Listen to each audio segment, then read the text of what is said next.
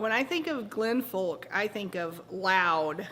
When I first came to Brady Lane, I just remember every Sunday he would say, "Good morning, Brady Lane." And I've tried to do that since then, and it's just not the same. When he opened the service, like everybody said, that you could hear him, and you knew that the welcoming has begun, and so you know church has started when he got up front. He has a robust voice, and people pay attention when they hear him speak. I think he's a leader. I mean, he has been in the praise band for quite a while now, but even before that, he was leading first service. He could do something in the church that very few people could do. You wouldn't think, just looking at him in the pew, that he would brighten up so many faces from the front of the church. I've known him since college days, so fun-loving, very much so, very musical, very talented.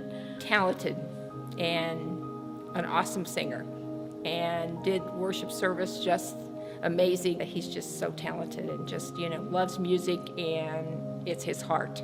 I think of Glenn and Christy, though, it's like you can't have one without the other. I definitely know he's a man of God. He's fun to be with, serious. I noticed and have known that he's dedicated. As I got to know him through my time here at Brady Lane, whether it was a good time, whether he was at health, whether he was employed, unemployed, well, sick, whatever the situation was, whatever was happening for him, no matter what circumstance he was facing, he was a man of joy.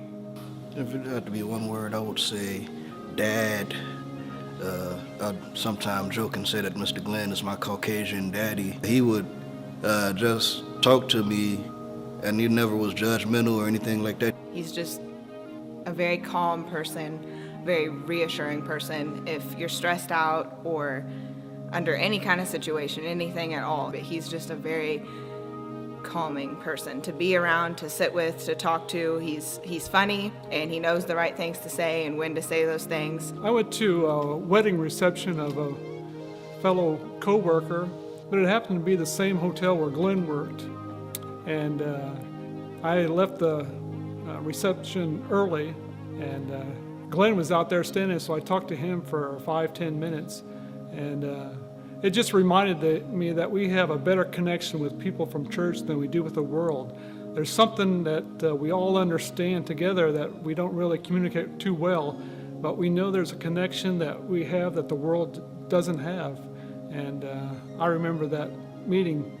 I can't remember what happened at the reception, but I can remember what happened talking to Glenn. 3 weeks ago when he was here, obviously not feeling good, but he was helping lead the service. He was playing the bass, and him coming in today with the walker just brings joy to me because he did what he needed to do. He needed to be here. So I've appreciated him, loved him for a long, long time. I just don't know many men that have the talent that he has and the love for Christ that he has. And he's an amazing man. I love him to death. My own father chose not to come to our wedding, and I didn't have those memories to share with my own dad, to have like that father-daughter dance or to have any of those moments, and I was able to share those with Glenn, and I was able to share our dance. He didn't know about our dance. I surprised him with it. And I'll just never forget us standing there and hearing everybody sobbing in the background as we were dancing to our song, and he was singing in my ear the whole time. I'll never forget those memories. As encouragement to you, Glenn, you know where you're going. You know where you've been. You know whose you are. And whether it's sooner or later, you're going to be in the arms of your Savior.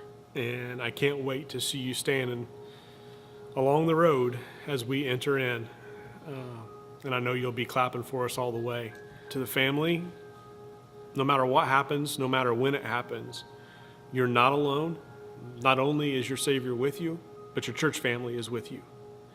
And we will be with you no matter what happens. We're going to be there for you guys, and we're going to walk through this valley with you. And take heart, because you know Glenn is still with you as well, no matter what.